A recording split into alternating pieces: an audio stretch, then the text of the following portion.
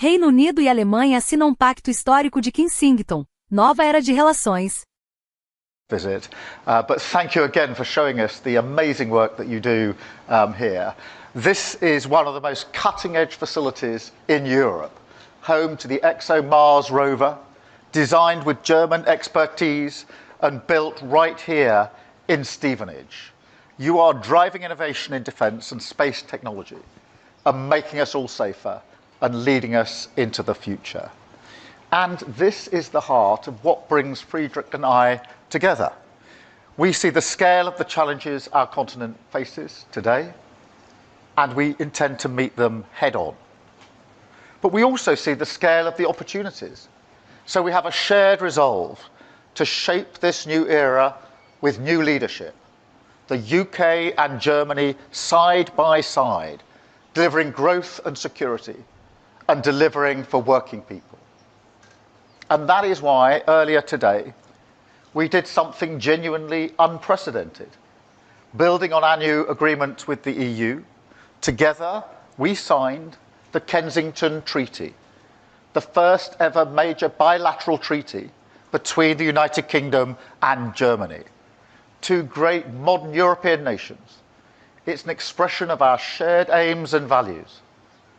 But more than that, it's a practical work plan, setting out 17 major projects where we will come together to deliver real results which will improve people's lives. So a historic treaty, a statement of intent and ambition.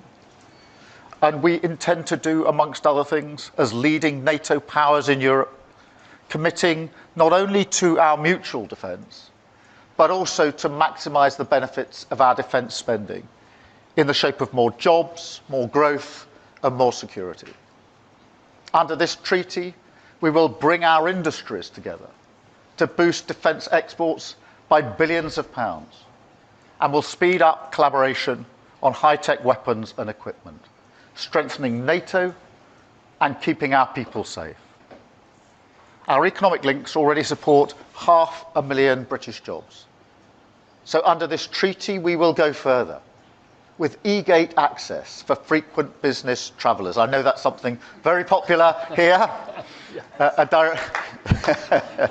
direct rail link and a new UK-Germany business forum to boost investment. Starting today with new investments in the UK worth over £200 million.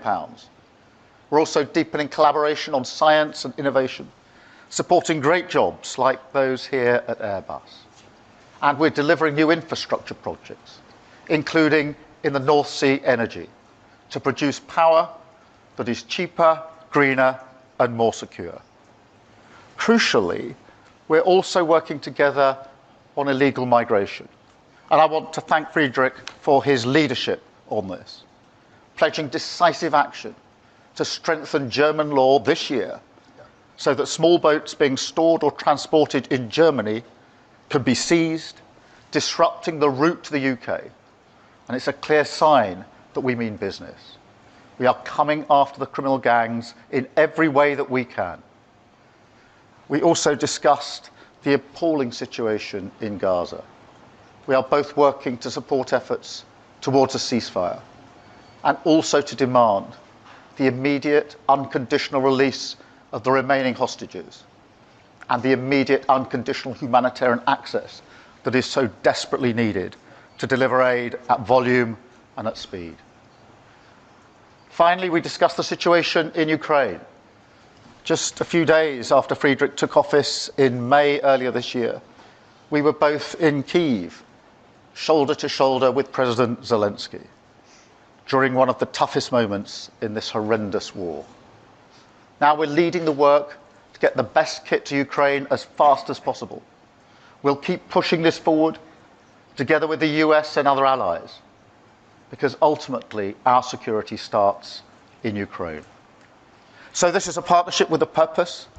I think it illustrates what our work on the international stage is all about, building the foundations of stability across our continent that make us safer, boost our economy, and deliver change across for our people. It's about delivering results, and that's what we're working towards. And in a dangerous world, we do this together. So thank you, Friedrich, for your partnership and your friendship. We're opening a new chapter in German-British relations today. In German-British relations, we respond together to the great new challenges of our time in which we live. Great Britain has, to my personal great and lasting regret, left the European Union. Russia is shaking the European security architecture, and the transatlantic relations are changing as we haven't seen in a long time. Under these new conditions, we want to secure the freedom, the security, and the prosperity of our two countries with the treaty we signed today. And that is the great agreement we have made together today.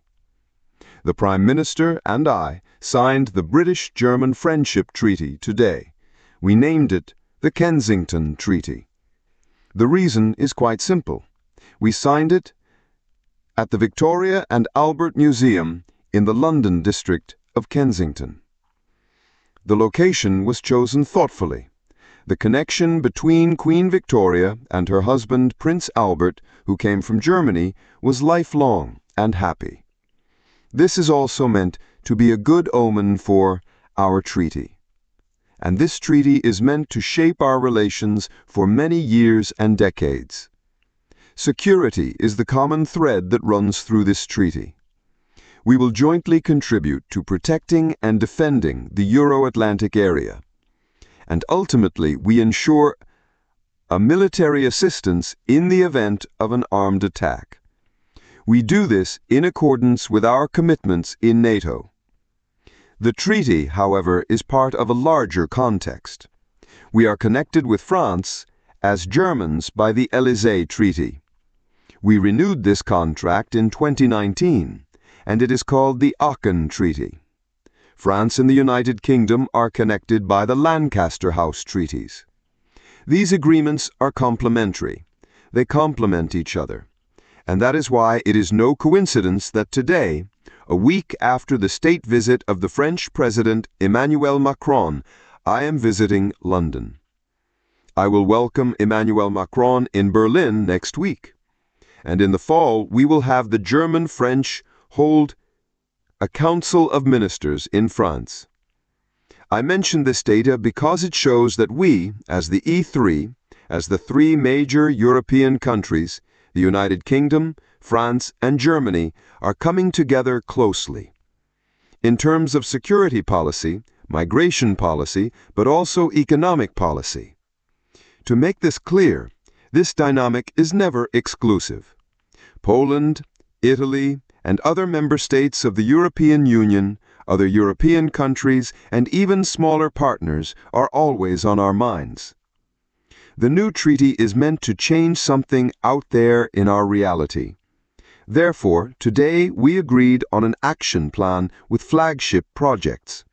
For example, in security and defense policy, we are building on the Trinity House Agreement from October 2024.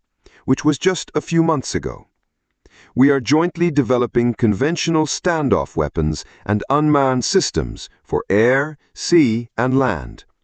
We are cooperating to better protect the North Sea against hybrid threats. We are working on the eastern flank of NATO. We are closely supporting Ukraine together. And here, at the Airbus plant in Stevenage, you can see how much innovative power is in our joint collaborations. In teamwork, space infrastructure is being developed and produced here also for the German and British armed forces. This strengthens our defense capability in Europe. But we are not only talking about security and defense. We are also talking about joint economic policy. What we have agreed upon will promote new growth. German and British companies are innovative and powerful. Together, you can leverage your strengths even better. In energy policy, we want to jointly seize the opportunities of future-oriented industrial cooperation. We will also strengthen the connections between people. An important example, and this has been particularly important to me personally, I say this in the presence of so many young trainees here at the company. We want to strengthen the mobility of children, young people, and students. Here, Brexit has become particularly painful. All the more, I am pleased that the United Kingdom is reintroducing so-called student collection lists. This makes visits from school classes uncomplicated, without a passport and without a visa. And today we are also setting the first tracks for a direct train connection between Germany and the United Kingdom. And finally, research, technology, and innovation are also on our agenda. We are setting new impulses, connecting our research excellence with scientific partnerships. For scientists and students, there will be more attractive conditions for stays in the United Kingdom. Yes, and finally, ladies and gentlemen, our meeting today was also an opportunity to once again discuss the situation in Ukraine. President Trump took an important initiative on Monday. The U.S. is ready to provide weapons to Ukraine, funded by European partners. Germany wants to make an important contribution. We need to discuss the details with our partners as soon as possible. Above all, we need clarity on how weapon systems provided by the USA will be replaced, that are provided from the European side. This increases the pressure on Putin to finally negotiate peace. And this shows that Europe and the USA are pulling in the same direction in security policy. I would like to conclude with some good news.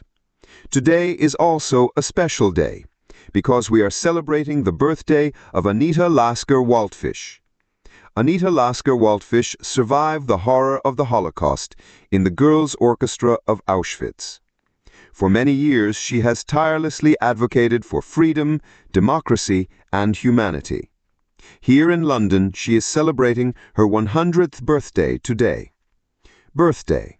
We not only warmly congratulate her, but we also thank her for her tireless work that she has done over the last decades to keep the memory of the horrors of the Holocaust alive and to continually remind us not to relent in friendship with our neighbors in Europe. Yes, and Kiri, you said it is actually quite a surprise that there hasn't been such an initiative in the past decades, that there hasn't been a German-British friendship treaty. I would like to explicitly thank the previous government for taking this initiative and for doing the preparatory work that we in the current government have completed in a very short time, and that we finally have today to finally conclude such a treaty on friendship and cooperation between Great Britain, the United Kingdom and Northern Ireland, and Germany in the year 2025 for the first time. This is truly a historic day, and I feel honored to be here today as the German Chancellor and with the British Prime Minister to sign this treaty.